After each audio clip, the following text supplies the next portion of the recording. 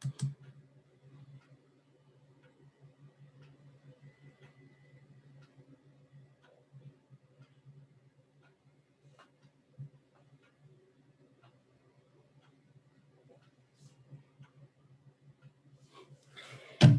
afternoon, everyone. I'm Judy Geller, Director of METALCON, here with Kaylin Burke, and I'd like to welcome you to METALCON Live. We're glad you could join us today for the MCA Presents Fastener Selection and Installation Guidelines, and it's presented by SFS Group's Eric Schatzenbach. MCA membership has many benefits, so be sure to contact Jeff Irwin at jeff.irwin5315@gmail.com, and he can give you all the details and explain the benefits. Tomorrow at 4 o'clock Eastern Standard Time, Craig Schaffer will present supervisor safety responsibilities as part of our Metal Focus Safety Certificate program. We know that safety is a really important priority, so be sure to check out all the Metal Focus live and on-demand courses at metalcon.com under the METALCON Live tab. On April 7th, Metal Architecture at METALCON Live presents Metal's Role in Sustainability. This panel presentation, sponsored by S5, will discuss how metal building products support the increasing demand for sustainable building practices. And finally, after a year of disruption, pivoting, emailing, and Zooming, we can't wait to safely get together at METALCON in Tampa next October. It's a whole new event with new exhibit pavilions, fresh education, networking, inspiration, and fun. We recently announced METALCON's Top Product Award for exhibitors, and we'll be announcing the education and workshop programs very, very soon. Most of the education will earn AIA and HSW learning units, so stay tuned, there's plenty more to come. And by the way, registration and housing is already open. In the meantime, regarding today's session, if you do need technical help, reach out to METALCON support in the chat box. And don't forget to complete the post-webinar survey. We can't improve without your feedback. And also that's how you can earn the credits, the AIA HSW LUs for today's session. So without further ado, I'm going to hand it off to Eric. Hi, everybody. Thanks for the introduction. I'm going to get set up here with sharing my screen, but then we can get started. So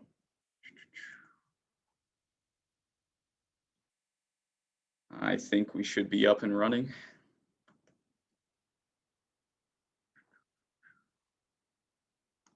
So I am coming in from a beautiful rainy Pennsylvania day in the office. I guess just to check if the chat function's working. I don't know if I can get some responses as to where you guys are phoning in from.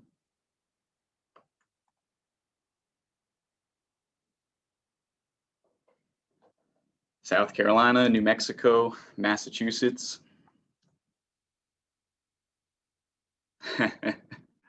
Also waterlogged in Pennsylvania. San Antonio, Virginia, Tennessee, California. Oh, wow. We are all over the country. So I hope everybody's doing okay. I know scary times now, but hopefully we're headed towards the end of them, which means that there'll be plenty of time to get on more roofs and complete more projects, which is one of the things I'm here to talk to you about today. Specifically, it's fastener selection and how to install them. So in this presentation, I'm referring specifically to metal roofs and cladding wall applications. So both standing seam and exposed fastener. So without further ado, I'll just get started. And then if you have any questions, feel free to put them in the chat. I think I will get to them at the end of the presentation. But keep that in mind. If I say anything that's confusing to you, I'll try to make sure everyone comes out of this presentation understanding all the information I want to get across. So let's get started. Ooh, if my mouse will work. So again, this is MCA's mission is to grow the use of metal in the building envelope. and be recognized as an authoritative voice in the metal construction industry. So I hope I can educate you a bit on some of the application of fasteners in metal roofing. So this presentation, I want to be able to have you guys correctly select a fastener based on your specific applications, and then understand the correct way to install those fasteners. So you're not going to have quality issues months or years down the line. So fairly straightforward. I split this up into two sections. First, we're just going to talk about fastener selection. So things related to application constraints and making sure you can go through and find the right fastener for your specific job site. And then I'll briefly go into installation guidelines. This is sometimes even more important because I see a lot of people using incorrect installation methods, incorrect tools. So I want to go through those with you guys to make sure your jobs are running efficiently and correctly. So MCA has a number of great resources that I use to compile this presentation, and they're available with links here. I don't know if we're sending out the presentation later or not, but if you need, you can contact me and I'll get you all these links. So for the first portion of the presentation, I want to talk about fastener selection. But before I get into that, I want to talk a little bit about a fastener and some key terms. Hopefully you've run into these before, but it's always good to get a good baseline going. So the nominal length, which is the top value you see, goes from the underside of the head all the way to the point. So an inch long fastener might actually be theoretically longer than an inch, depending on the size of the head. But the nominal length refers to the part of the fastener that will be in the application. Then moving down, we have blank diameter. So this is the unthreaded section that occurs between the head and the threads. Then we have the thread length, which is obviously where the threads are located on the fastener, and the pilot, which is the distance between the point and the first thread. So basically, when you're selecting a fastener, there's pretty much only 4 questions you need to answer, and I'll go into detail on how to answer those questions, but here they are. So what's the application material? What's the thickness of the application? Where's the job site? And are there any performance and appearance criteria? So if you answer all these questions correctly, you'll find the right fastener every time. So I'll start with application material, and there's 2 basic sections I'm going to talk about here: point selection and metal selection. So we'll start with the point selection. And as you might know, there's basically 2 different types of metal roofing applications. It's either you're going metal to metal or metal to wood. So you'll want, obviously that's one of the key factors in your design. So you should know which one you're doing. So if you're going into metal purlins, that'd be metal to metal. But if you're going into OSB or plywood, that'd be a metal to wood application. So each application, there's 3 different basic types of fasteners that you'll see. It's a self-drilling, a self-tapping, or a self-piercing. Self-tapping, sort of the jack of all trade. Some self-tapping fasteners can go into wood, others can't. But basically you'll find metal to metal, self-drilling or self-tapping, and then metal to wood, self-tapping or self-piercing. And then just to give you a little explanation on that. So self-drilling are able to self-drill a starter hole and self-tap threads into that substrate. So basically it does it all. It creates your hole, and it also forms the threads to keep the application secure. Self-tapping, sometimes they can self-pierce panels, but typically you're going to need to pre-drill. So you're going to have to drill the metal panel before you install them, and then it will self-tap the threads. And then self-piercing are typically only for very thin metal gauge panels, and they can pierce through those panels on their own. So we'll talk briefly about metal selection. Basically, there's only a few different fastener materials you'll find. The most common is carbon steel. but you'll also see a lot of stainless steel and aluminum fasteners out there. Two basic modifications are a zinc aluminum cap, which basically gives additional corrosion support from outside the panels, and also a stainless steel cap, which does the same thing. Now, these are going to be carbon steel fasteners below the cap, so it has all the strength properties of a carbon steel part, but different environmental corrosion resistance with the cap. Stainless steel, there's a whole slew of different varieties of stainless steel, but what you'll see probably most often in roofing fasteners are 304, 316, and 410. And they all each have their own distinct advantages, but for these type of applications, there's not a huge amount of variation. So the reason you want to make sure you pick the right metal for your fastener is to avoid galvanic corrosion. And this occurs when dissimilar metals are in contact with each other. And without getting into the chemistry, basically, one of the metals will corrode faster and the other will corrode more slowly. And you can see in these images, this is actually copper runoff on a roof. So when copper came into contact with the zinc-coated galvanized panels, you get the ugly staining, which obviously we don't want any of our roofing projects. So something to consider. So MCA made a really nice chart that's actually really easy to use.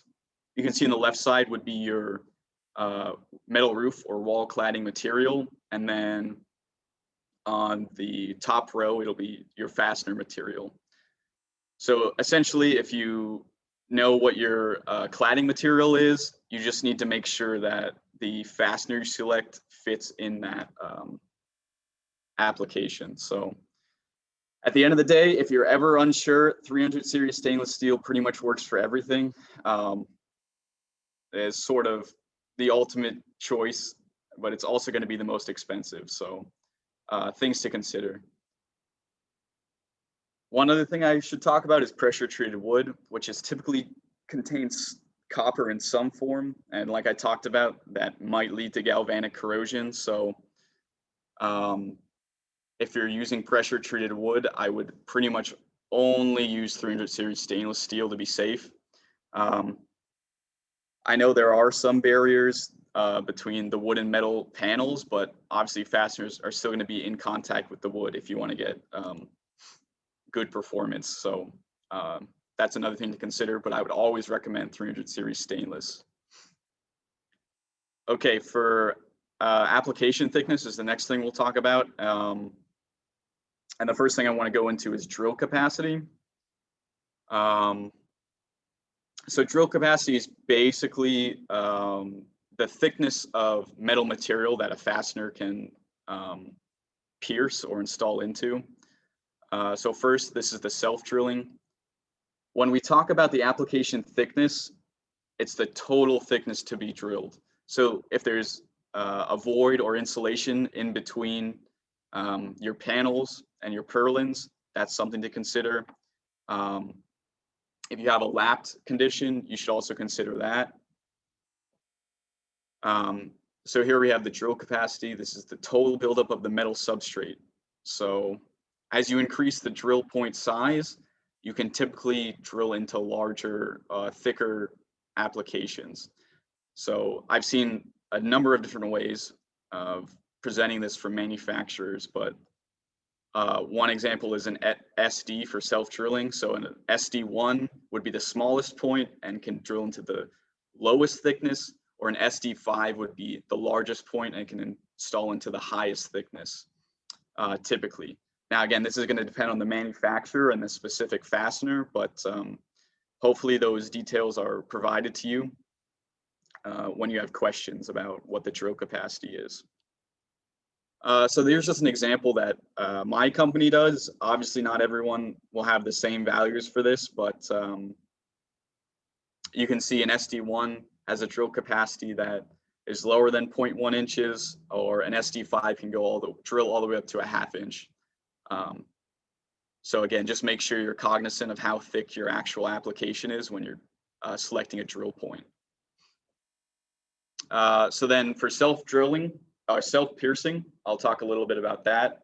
So this would be the metal panels installed into a wood substrate. And a trend I've seen recently is a lot of OSB and plywood is being used on exposed fastener roofs and standing seam as well. So this would also apply to that. So not just wood, but also OSB, etc. So basically the drill capacity is the thickness of the middle panel that can be pierced. And we don't consider the wood, obviously, because the fastener should have no issues installing into that wood.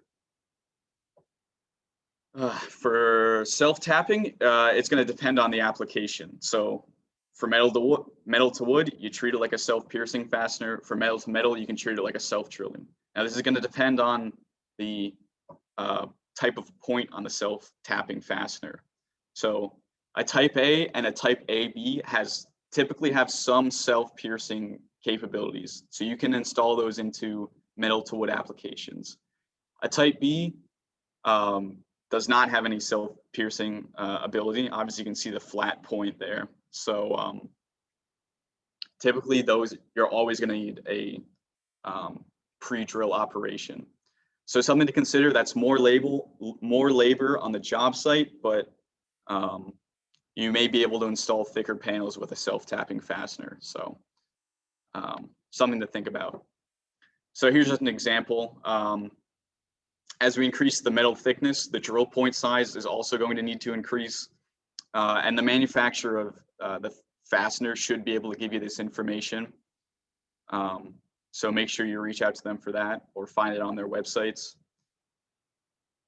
The other thing you got to think about is the fastener length and the application thickness. So when I talk about fastener length, again, I'm talking about the nominal length, which is from the underside of the head to the point of the fastener. You might say, oh, it's a 1-inch fastener. I can install it into a 1-inch think application, but unfortunately it's not that simple. You can really only use a set distance along the threads, and I call this the assembly thickness, to ensure you have the absolute perfect connection in your application. So for a self-drilling screw, typically the rule is 3 threads should always be beyond the application. So you can see on the self-drilling screw, beyond the pilot, there's 3 threads, and then that's where the application should start. So really that 1-inch fastener has maybe a 1/4 inch of allowable application thickness.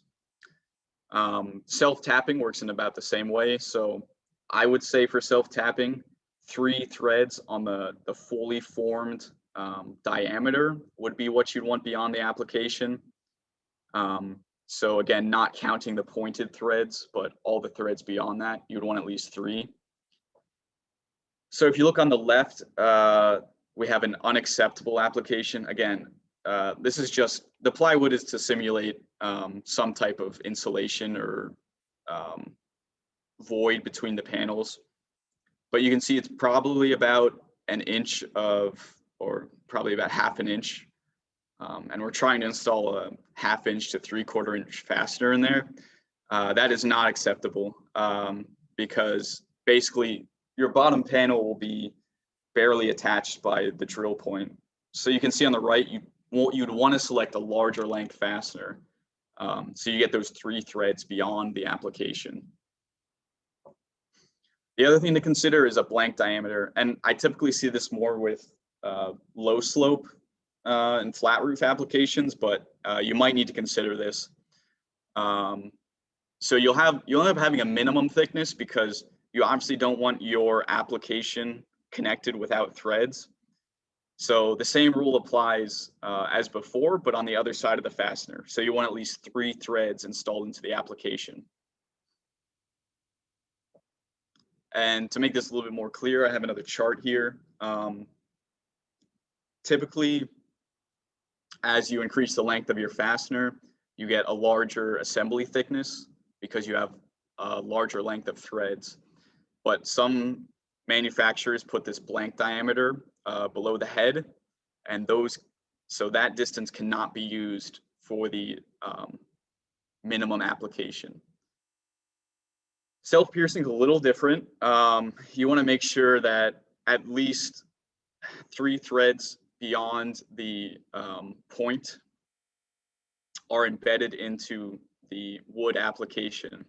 Something I've been seeing recently is people wanting to put all their fasteners in the rib of their panels, and then basically just the tip of the fasteners ending up in the wood or OSB substrate. So that is not good. You're not going to get good pull-out values.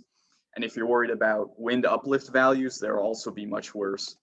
So again, you want to make sure you have embedment in that wood. But for a self-piercing, you don't need beyond the wood application like you would for a metal-to-metal application, but you do need a set amount of embedment. So the next thing I want to talk about is the job site location. And this primarily concerns environment. So I'm sure many of you are aware, the closer things are to the ocean, the more chemical and moisture exposure they'll have. And this can lead to additional corrosion of fasteners. And you might see this if you ever go to the beach and look at houses nearby. If they don't use specialty fasteners for these applications, you'll see the disgusting corrosion on the metal panels, and obviously you never want that on your job site. It doesn't look good, and it also compromises the fastener's integrity. So there's a nice little chart I have put together for you. So these are based on an ISO standard. In the States, there's not a really great comparable standard. So this is something that is largely used in Europe, but it's obviously still applicable. So for an indoor grade, you basically can use any fastener, and the same with a rural. But once you get to urban, you start to see more chemical exposure and higher moisture content. In that case, you'll want to consider a more improved fastener or a fastener with higher corrosive resistance. And then the same applies to coastal and severe. So when I talk about coastal, I'm talking about, within 50 miles of the coast or 20 miles of the coast. Severe, I'm talking about if you're putting fasteners on like an oil rig. So that's obviously a high chemical and also moisture content. And I would only recommend 316 stainless steel as a fastener material in those applications. So generally, make sure you understand where your job sites are. You don't want to put a carbon steel fastener on a roof that is close to the ocean. You're going to want to use a stainless or some type of zinc alloy cap or a stainless capped fastener. The next consideration would be performance and appearance. So when I talk about performance, I'm talking about strength. So I know a lot of exposed fastener roofing. Technically, we don't spend a whole lot of time engineering the roofs, and you just basically look for a fastener that'll fit the job. But if you are concerned about the performance, there's basically 5 different things to consider in terms of strength. So the first is tensile, which would be the fastener breaking in a vertical motion. Shear would be 2 separate loads. So that would be if your panels were shifting, that's when you typically would see the most shear failures. And then torsional would be the head twisting off. So again, panel movement can cause that. So something to consider, especially if your roof is going to be in widely different temperature profile locations. So very cold and very hot, you'll see panel expansion, and that's going to put stress on your fasteners. For those 3 categories, your strength is basically always going to be determined by the material and the diameter of the fastener. So diameter is determined by a numerical value. Typically in our industry, anywhere between a number 8 and a number 17 are common. And basically, as the number diameter increases, the actual size of the fastener increases, and typically the material properties will improve. And I say typically because it's not always the case. You're going to want to consult with the manufacturer to make sure that the fastener will work for your strength values. So the other two technical performance values to consider are pull out and pull over. So pull out would be the fastener actually pulling out of the substrate. And pull over would be the substrate pulling over the fastener. So pull out is largely determined by the thread geometry.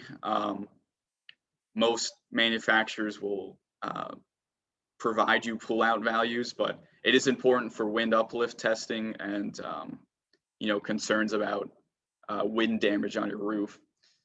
Pull over is pretty much always determined by the material that's pulling over, and then the style of the head, which we'll talk about in a second when we talk about appearance. So there's a couple of different head styles. These are a couple of common ones. We have a hex washer head on the left side. So from top to bottom, that's a standard hex washer head. Then a cupped hex washer head, which provides better sealing. And then typically zinc aluminum capped heads have a larger profile and also are better at sealing. And then a couple of low profile ones, which are typically used to avoid, an ugly appearance on the roof, or in standing seam clips, because obviously you'd want a low profile below the metal panels. So there's a variety of different ones, pancake, flange, but obviously that is up to you to decide what looks best in your application and which will give you the best pullover values. And then a final thing to talk about is paint. So there's a variety of different resources for this, but either the panel manufacturer or the fastener manufacturer will be able to match your paint. And obviously you want to find the closest fit, so the fasteners look like they're not even on the roof, especially in an exposed roofing or exposed fastener application. Okay, so now I'm going to briefly get into installation guidelines, and essentially the best way to install fasteners to ensure that you're not going to have issues a month or years after you finish your installation. So the first thing I want to talk about is installation tools. And the number one thing I see, which happens on so many job sites, is people use impact guns. So MCA recommends that impact guns are not used on metal panels or composite panels. You'll see typically a lot more damage to the fastener. And when I mean that, I'm talking about damaged drill points. So sometimes the fasteners won't install. You'll chip the painted surfaces. So that's how you end up with the ugly, like silver appearance on the fasteners because the paint chips off. You'll see because of the impacts, you'll sometimes break the screw. So you'll have a tensile or shear failure like we talked about before. And then you can also damage the sealing washers, which can cause leaks on your roofs later on, which is obviously something you don't want to have to go replace. So the other thing you should consider are high-speed screw guns. I know it's nice that you can use a 6,000 RPM drywall gun to install a fastener super quick, but that's not going to give you good performance. They basically generate additional friction and heat when you're going at high speeds. And this can also, we call it burn off the tip of the fasteners and cause them not to install. So you'll ruin the fastener, and you can also ruin the metal panel this way. Another concern would be overdriving. So if you install it, you might strip out your application, and then basically your fastener is holding nothing. Or you can overdrive the washer, and then again, you'll have the same issues with leaking. And then again, using high-speed screw guns strips off the paint or damage the fastener heads. A lot of these fasteners are coated with an electroplated zinc. If you chip off that zinc, you're going to have much worse corrosion, and you're going to, see the ugly brown spots on the roofs again. So when you're installing these, You'll want to use the proper accessories. And MCA recommends drive sockets with recessed magnets and internal lobular hex designs, basically to avoid paint damage and also to avoid wobble. So they're typically more secure in these types of bits, and you won't see the fastener like wobbling back and forth while you're installing it, which is obviously a problem for a lot of installers. And also, you know, from personal experience, it's pretty annoying. So, and again, you don't want to damage the panel. You don't want to walk along the panel and strip off that paint. And then another thing that might be recommended is a depth sensing nose piece, so you don't overdrive the washer and cause that to fail.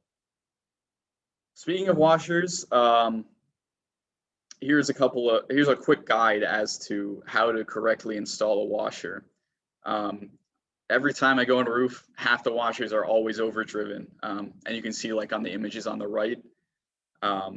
You really don't want to squash out that EPDM rubber under the washer, because that's where you end up getting leaks and destroying either causing corrosion or destroying the fasteners. So there is a correct way to install. You want to make sure you have essentially the washer sitting flush against the panel, but you don't want to have that squash out.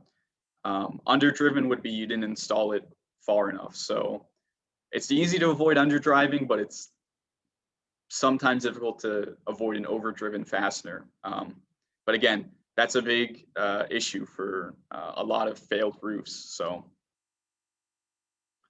So when I talk about installation speeds, this is what I mean. So a carbon steel or 410 stainless steel screw, they're pretty strong. They have high carbon content, both of these.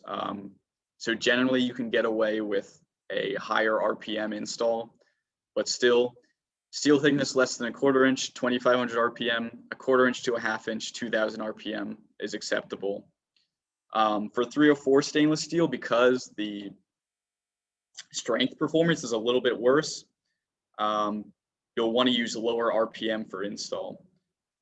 So if you're using a self-drilling screw, you'd want to stay around the 2,000 RPM, but a self-tapping, you want to decrease that to ensure you don't damage any of the threads. So that would be down to 1,000 RPM. Okay, so for metal to wood applications, regardless of the thickness, always 2,500 RPM. Like I talked about, I've seen people install with 6,000 RPM screw guns, you know, which is great, but you're going to damage the panel, you're going to damage the fastener, and you're probably going to strip out the wood. So that's a large concern for this. One other thing to consider is you should always remove the drill filings from panels, because you'll see rust staining much more quickly than if you had a clean roof. So basically that's what I want to talk about today. So I'll briefly just go back and talk about some of the questions I prompted earlier on, which is, what is the application material? So that refers to the metal panel being drilled. So that's your first consideration. What's the application thickness? That's the thickness of your entire assembly. So make sure you understand that. Where's the job site located is obviously, you know, what area of the country are you located? Where are you at? And what are the environmental conditions there? And then what are the performance and appearance criteria?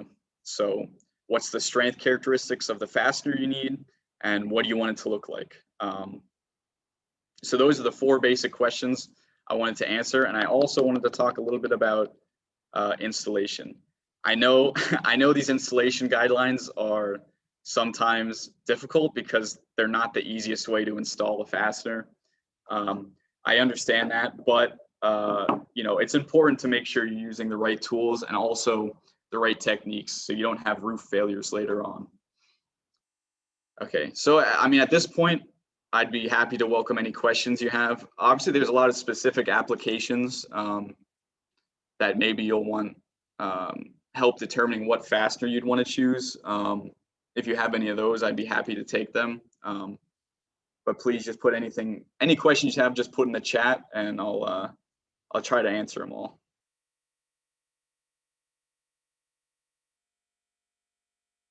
Okay, I see one from Christopher. Has the industry recognized how difficult it is to determine the proper fastener when the length of the SDS drill tip changes, but is included in the nominal length of the fastener? Yeah, so on my end, I've seen that.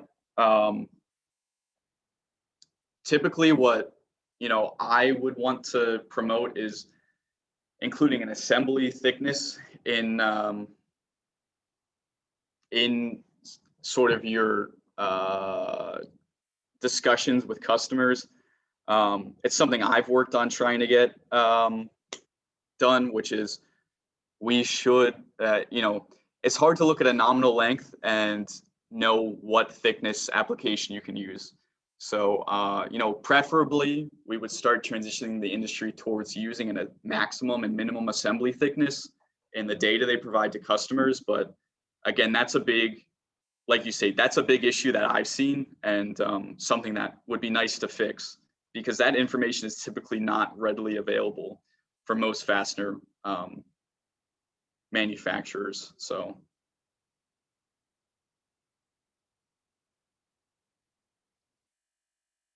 Okay, I got one from Jing. So in many cases, there's a rigid insulation between the metal panel and the substrate. Will it compromise the screw strength? And then is there any guideline or testing value about the screw's tensile and shear strength for this condition? So I would say that, so typically when manufacturers publish their tensile and shear strength values, they don't consider specific applications. I'm sure most people you contact would be able to test your typical application. So if there's a rigid insulation between the metal panel and the substrate,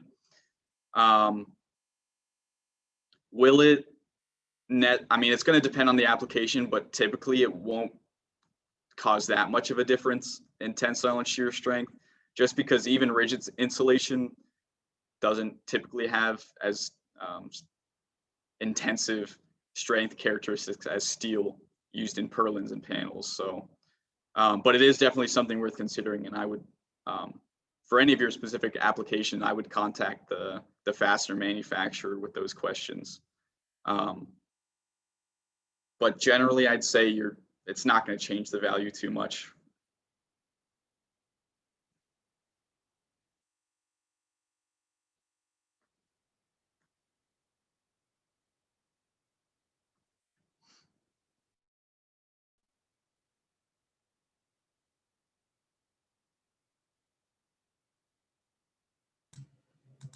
Okay, I see one from Mike. So there are manufacturers that offer certifications for their product.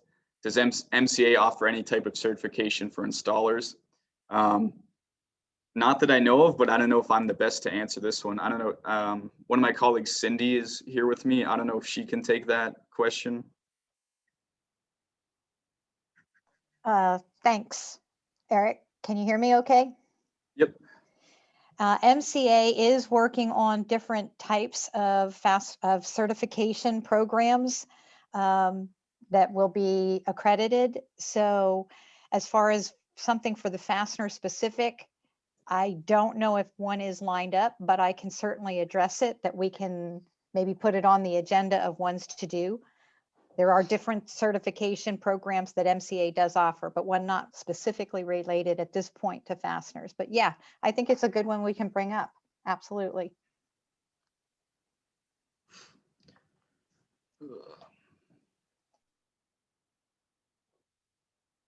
All right, do I have any other questions?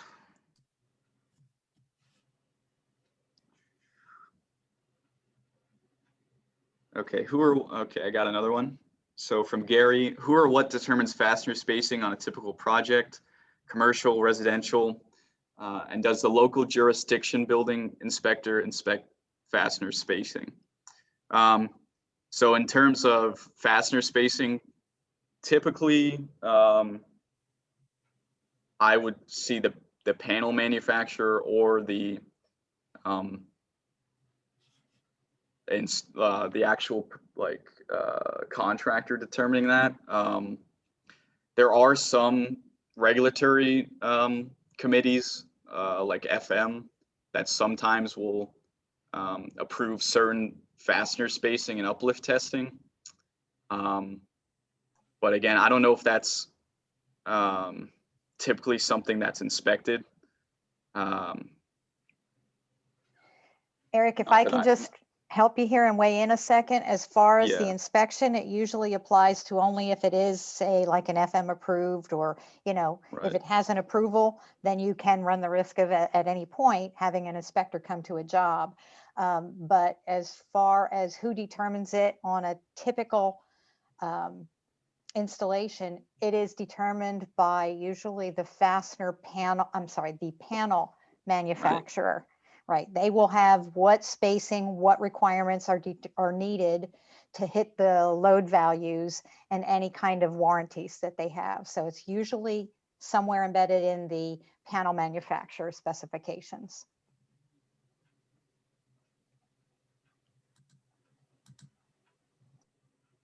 Okay, I have another from Christopher. Are there good resources for the use of self-drilling fasteners into wood substrates? Sometimes we need to self-drill a thicker metal that is being fastened to plywood. So I typically wouldn't recommend using a self-drilling fastener in that. I think a better choice would be use a self-tapping fastener with a pre-drill,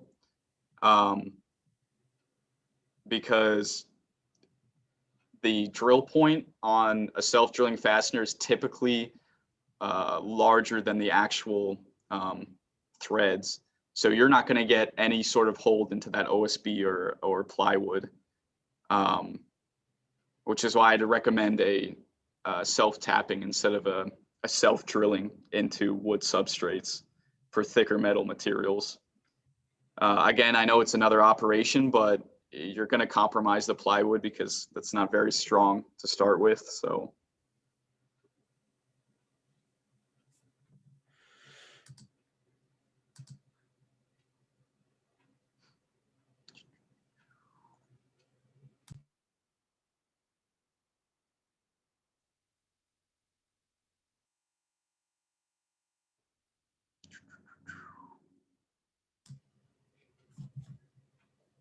Any other questions, everybody?